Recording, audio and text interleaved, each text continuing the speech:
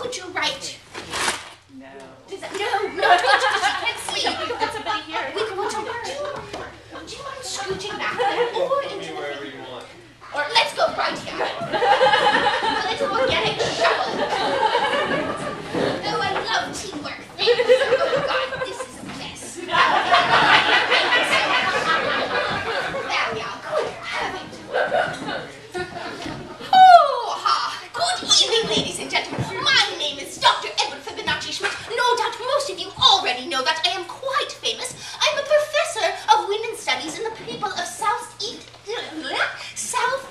Asia at Oxford University, and once a month I fly down to this amazing bookstore to gather the highest and the finest minds to discuss a local topic. And what, ladies and gentlemen, could be more local than organic, sustainable food, yes? And ladies and gentlemen, I know this is going to be absolutely hard to believe, but we have a legend of organic food in the house with us tonight. Ladies and gentlemen, Sam, the owner of Bi-Rite and the author of Eat Good Food. Sam will be sharing his wisdom with us later on. But before, ladies and gentlemen, we have some other experts on organic and local food to share their thoughts with you. But before we begin, a little bit of music by Coventry and Natasha. Please put your hands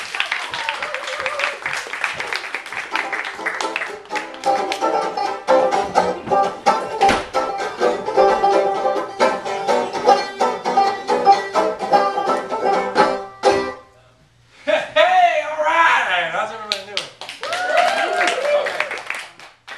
Great. Well, we have a little song here for you this evening. Now, this song's going out to all you city folks. Now, this is the cure for what ails you. All right, so, you know, just in case anything's ailing you, this is what the cure is. Okay, here it is. All right, are we in tune?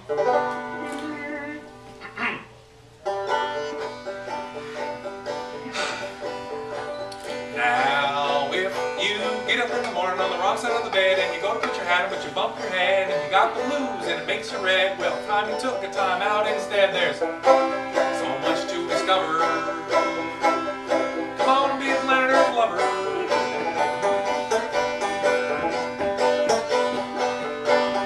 Hop on your bicycle, get a load of nature. Now, if you're confused, accused, abused, or misused, beat up, put down, spun out, or turned around, worries, cares, and fears, tearing out your hairs, something else, you better get some air.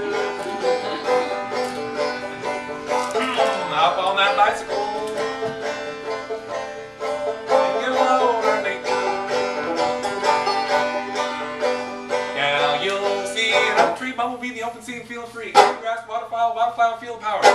Mushroom, ladybug, blue like goodness sake. Feeling like you're gonna flop, don't you stop till you reach the mountaintop. And when you do, oh what a view, the sky's so blue.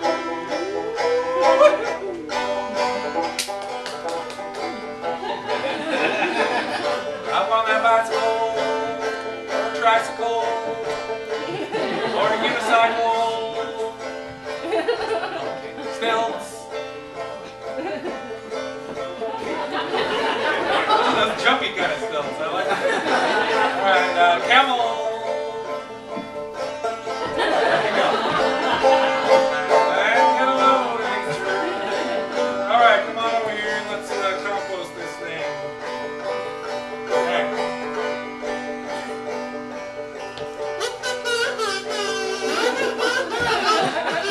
Okay, try that again. It's mustache, get some light. Alright, here we go.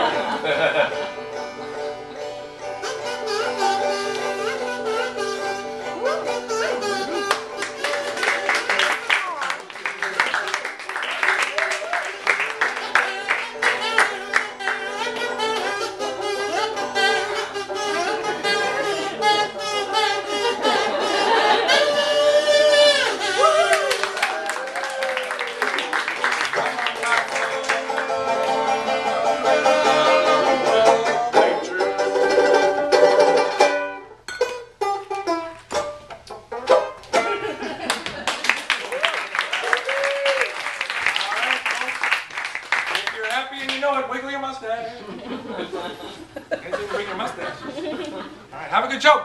Okay, hold on. Oh, hey, we're done. Okay.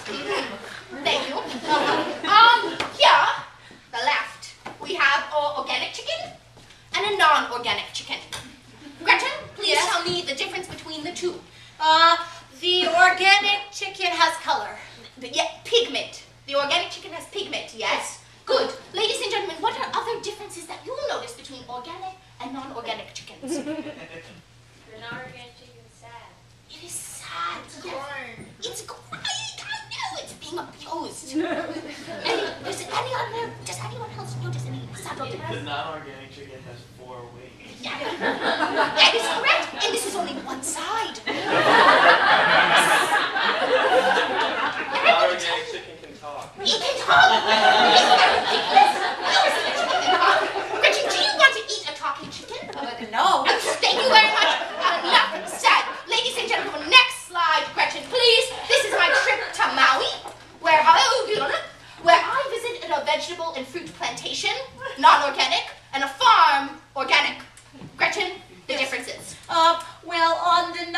non-organic farm, the fruits and vegetables look pretty sad. And on the organic farm, they look happy. This is correct. Would you rather eat happy or sad vegetables?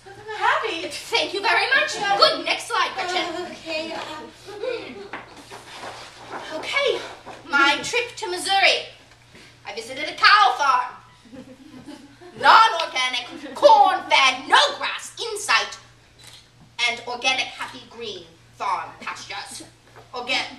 Gretchen, Yes. tell me the difference between the two cows. Well, the cows on the non-organic farm, they're in jail. They're locked up. And then the cows on the organic farm, they're having a party. Gretchen, what kind of cow would you like to have inside of your belly? Oh, party cows. Thank you very much. Party cows.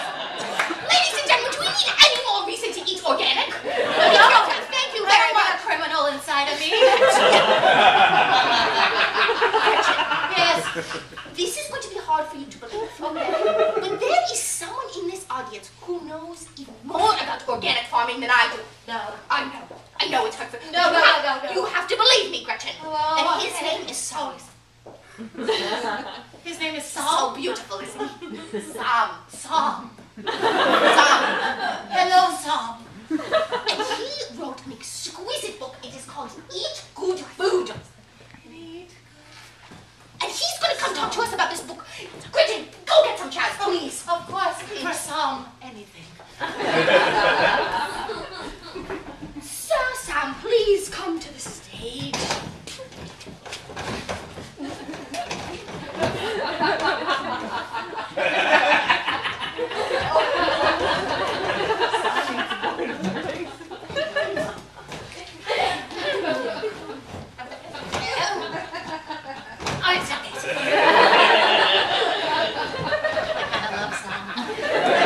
Now, before we begin, Sam, You comfortable? That's what I thought. I knew it. Gretchen, I believe that you owe Mr. Sam an apology. I think Sorry. there's one more under there. In that skirt. So that's not a potato.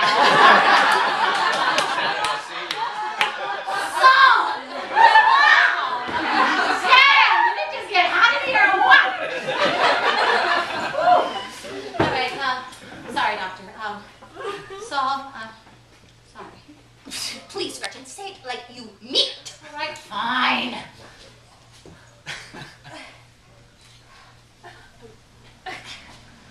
Okay, Gretchen, please go back there and come back when you're ready for a real apology. I am so sorry, Sam. I'm really just completely. Take your time to think about it, Gretchen. Anyway, Sam. So lovely to have you at the Booksmith. She belongs in the cage with the bad cow. Ouch! You know, afterwards I will have a little chat with her about that. Thank you, Sam, for the suggestion. Sam, I'm not from these parts. I come from London. What is Bi-Rite? Bi-Rite's a grocery store. A grocery store? Why such a fuss about a grocery store? Because we sell good food. And we make people happy. You make people happy. I love it. Now, Sam, what does good food mean? It tastes really good. Yes! And where does it come from? It comes from happy cows. Like the ones we saw in the photos. And happy chickens with 2 wings. Happy chicken with just 2 wings. And do they come from far away or close by? They come from many places, but closer is generally better. Now, Sam, why is closer better? It's so much easier to actually go and visit that farm and see that environment that the chickens or cows are being raised in. It's so much easier to meet the farmer. It gets to us in a much fresher state. Ultimately, it just tastes much better. Sam, do you know the farmers? Have you met them yourself? Many of them. That is it.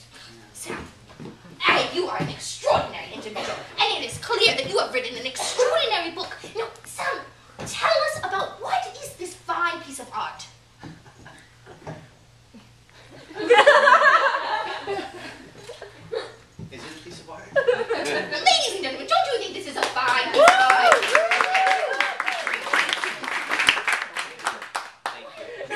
Sam, what inspired you to write this book?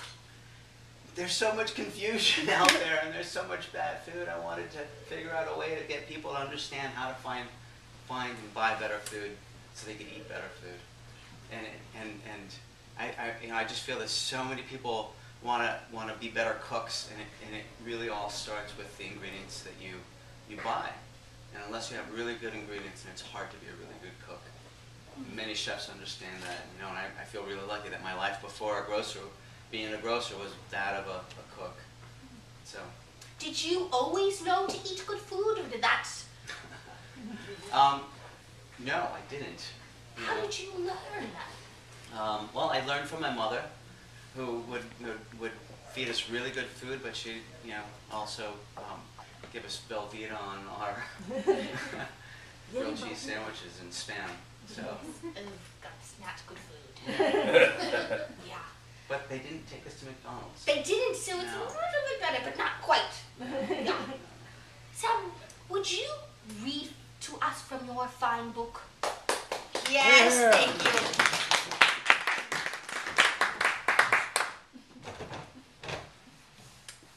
So I'm just gonna.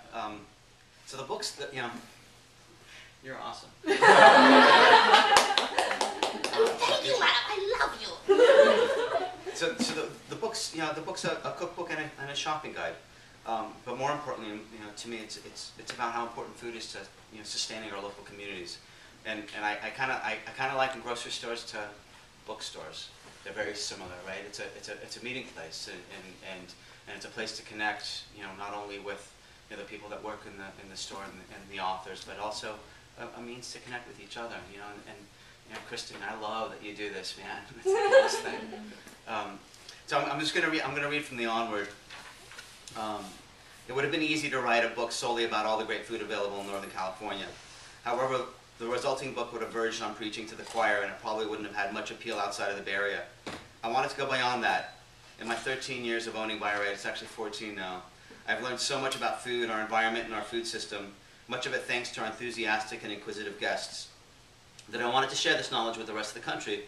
And so I challenged myself to write a book that would be relevant, interesting, and useful to eaters all across the country. It's my sincere hope that this book will resonate with readers, cooks, and eaters in Peoria, Illinois, which is where my sister lives, just as much as it will in New York City. To accomplish this, I took frequent forays outside of my gourmet utopia to consider the realities of how most Americans do their grocery shopping.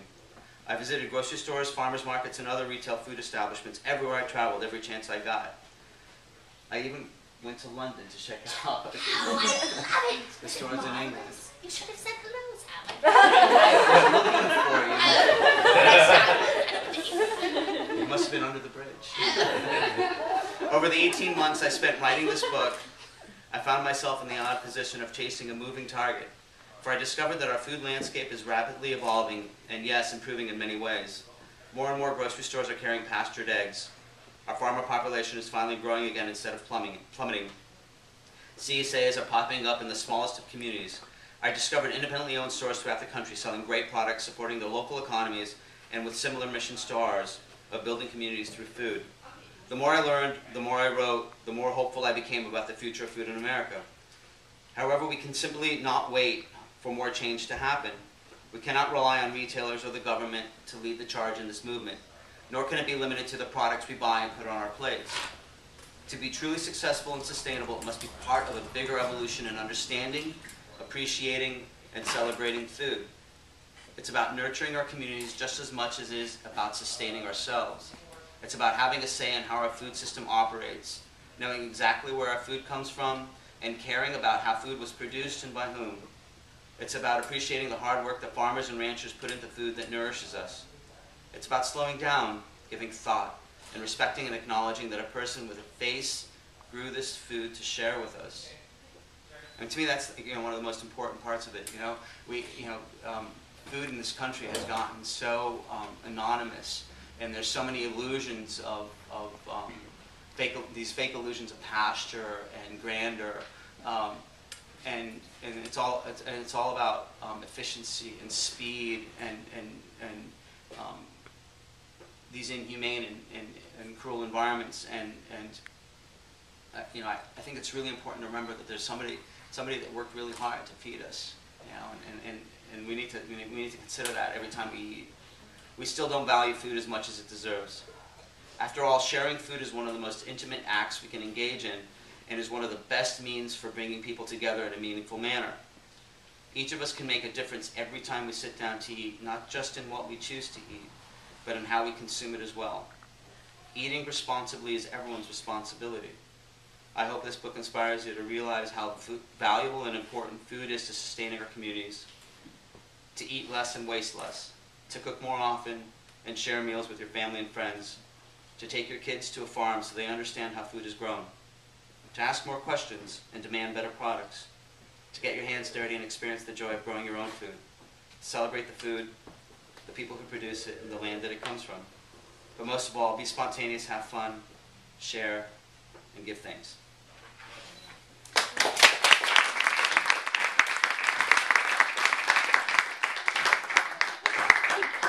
It's so beautiful. Thanks. Ladies and gentlemen, another round of applause. Yes. Thank you so much.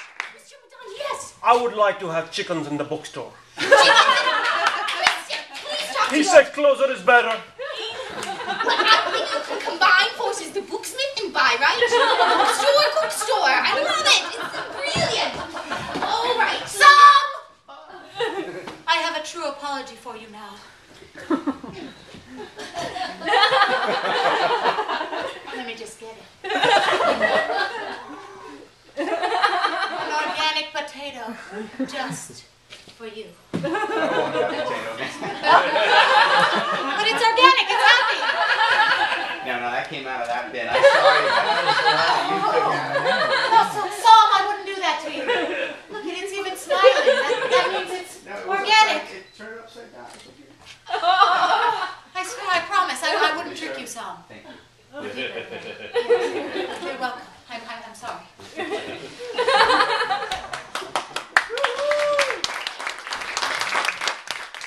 and gentlemen, after that brilliant reading from Sam, we have a person here who is actually a Bi-Rite shopper as well as an Eat Good Food reader. So please welcome the darling Donna and Lucas. Welcome, everybody. Just need to set up for Luca.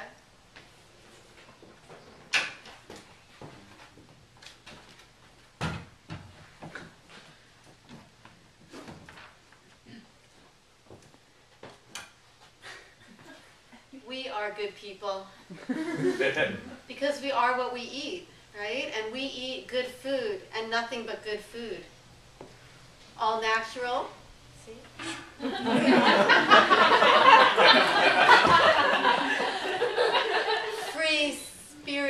Free range. Nothing artificial. All organic.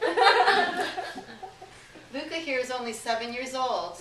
He's quite tall for his age. I grew up on processed foods. He's also very strong because he only eats organic.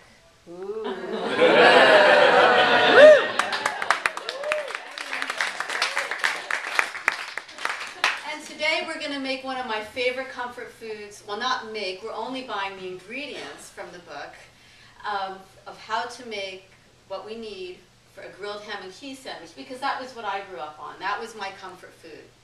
But please, do not tell my mother about what happens here today, because as much as I love her, I did not eat good food, and I would never allow what I ate to go into my son. So I have here my Bible, my Eat Good Food Bible, on how to make a sandwich from what I need. It actually didn't explain how to put it together. I have to... Okay, sandwiches, page 72.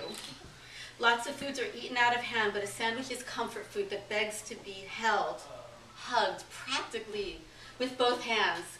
I love a good hug. Whether exotic or familiar, ornate or simple, a solidly executed sandwich is greater than the sum of its parts. It's food that makes you feel good. And who doesn't want to feel good? Right? Yeah. Starts with good bread. You can't make a sandwich without bread. It's what makes a sandwich a sandwich. Duh. Texture. A little textural contrast makes a sandwich more infinitely satisfying to eat. Acid. We're in the hate bit right now, right? Yeah. Okay, well, that makes sense. Every sandwich needs a little acid. Why else do you think mustard is so popular? I have to think of mustard. Fat. Fatty spreads not only serve as a lubricant, note to self, but also help the flavors of other ingredients linger in your mouth. Second note to self.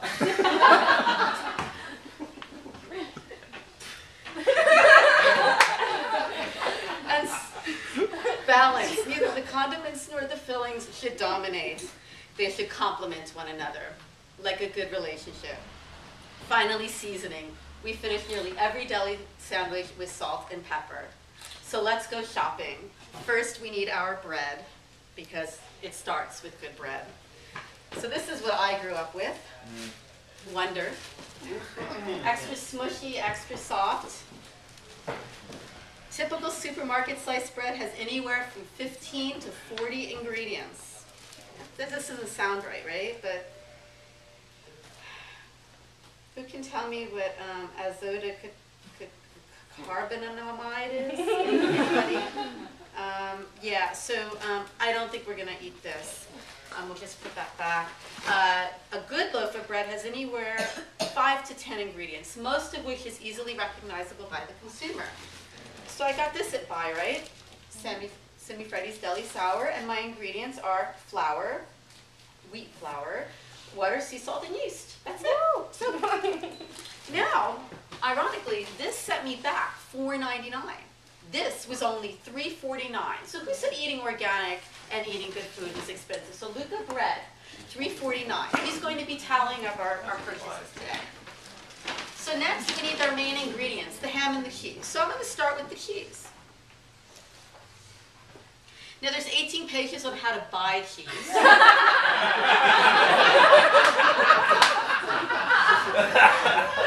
I'm going to target just the recommendation for grilled cheese because I'm making a grilled ham and cheese, okay? Use the best farmhouse cheddar or Gruyere you can find. Never skimp on the cheese. It's one of them. It's the main ingredient, so pick one that'll shine. So I went to Bi-Rite, and so let's see. I took a photo of this so that we can read the description. It was the only actual labeled farmhouse cheddar. There were other cheddars. I weren't sure if they qualified because it had to be farmhouse. So I'm focusing on the Keen's farmhouse cheddar. Over 100 years ago, the Keen family began making traditional farmhouse cheddar in Somerset, England, made from herds of Frisian Holstein cows. Bold, earthy, and tangy. Okay, this one sounds good, right? Look good? Yeah, okay, so, you know, when I grew up, we didn't have this, we had that, you know, and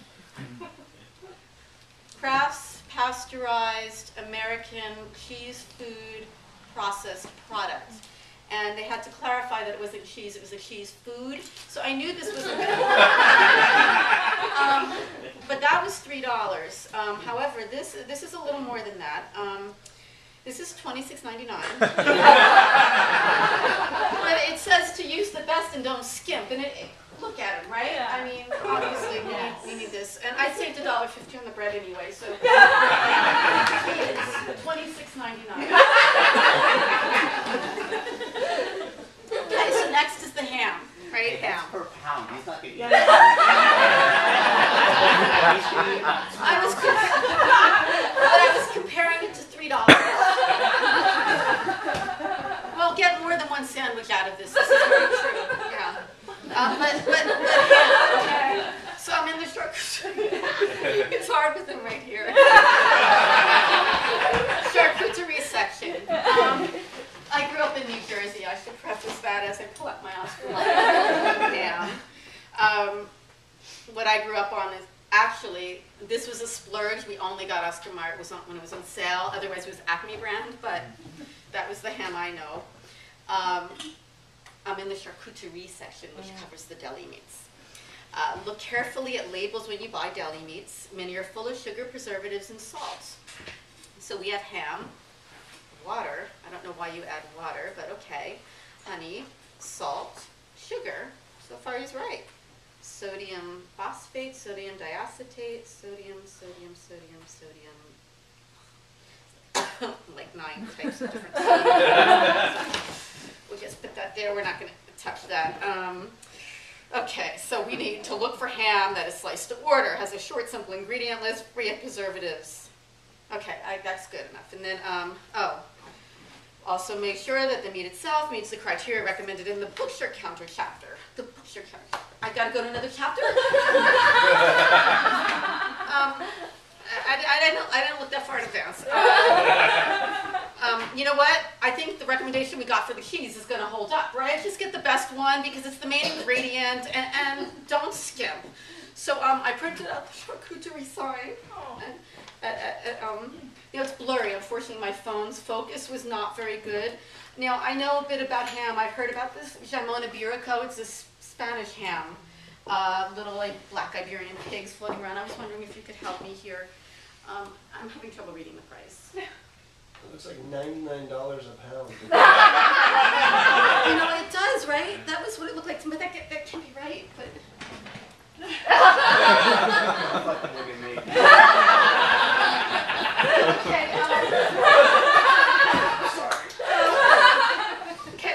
Okay, look at 99 ham. $99.99 For a ham?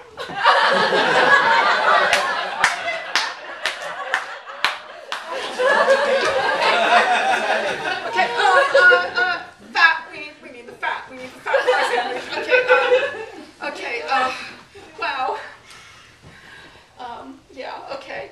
If I had to choose one fat to cook with, my desert island cooking fat, if you will, it would definitely be olive oil. This one, I know I got. I know, I never believed it was butter. I don't know how anyone could have believed. I can't believe it's not butter, it was butter. So I'm good at this, and apparently I was gifted this olive oil. You know, this one, and I know it's good olive oil because I was told the olive oil I had was not good. And so, yeah, you know, but actually, oh, and you know, I kind of need a little help here. I mean, this is exhausting. I was wondering if, here, is this your date?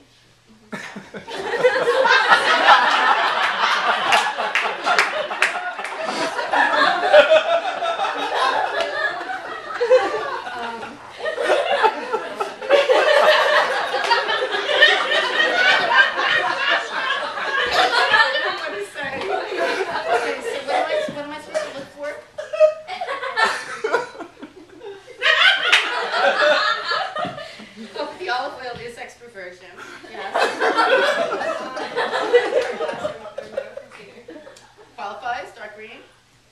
Estate bottle. What's wrong with olive oil from the suburbs? I don't know. I guess estate grown bottled. Straightforward in its labeling of origin. So I'm from New Jersey. Where are you from? Armenia. Armenia. Oh, nice. This is from California. I actually don't know if this is straightforward. I mean, I don't want Los Angeles oil, so I don't know. I think it's good enough.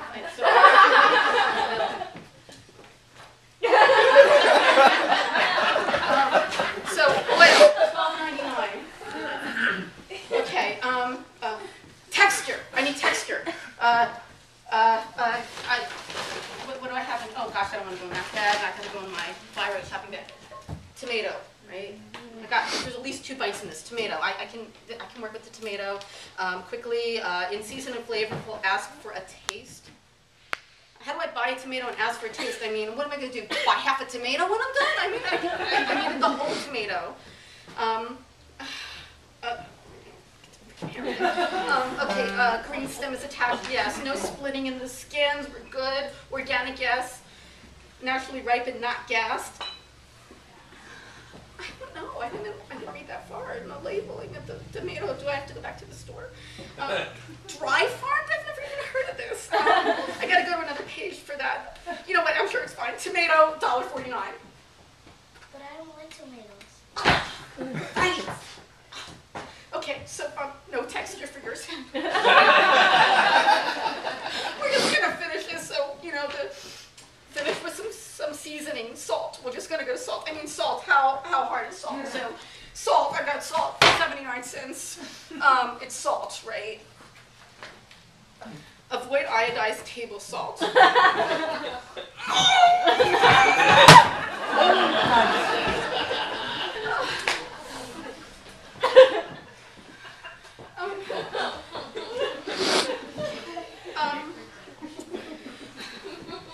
Bi-Rite basics. 3 categories of salt. Salt. Fine sea salt. For baking recipes, I call for a finishing salt for sprinkling, kosher salt for everything else. Well, I'm really just trying to finish this damn sandwich, so finishing salt, that's what I need. I keep 2 distinct varieties on hand.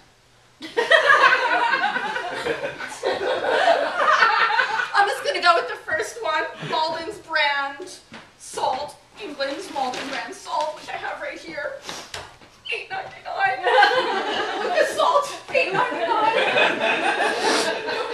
Okay, I think that's everything we need to make our sandwich.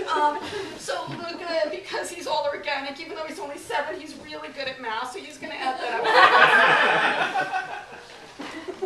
Better move it away from the 99 cents side. Uh-oh. What is it? $152.45. Okay, but I mean, it's. The cost of the book. Well, I don't want you to eat bad food, so I'll just work a couple extra shifts this weekend. I think we're done. Okay, thank you, everybody.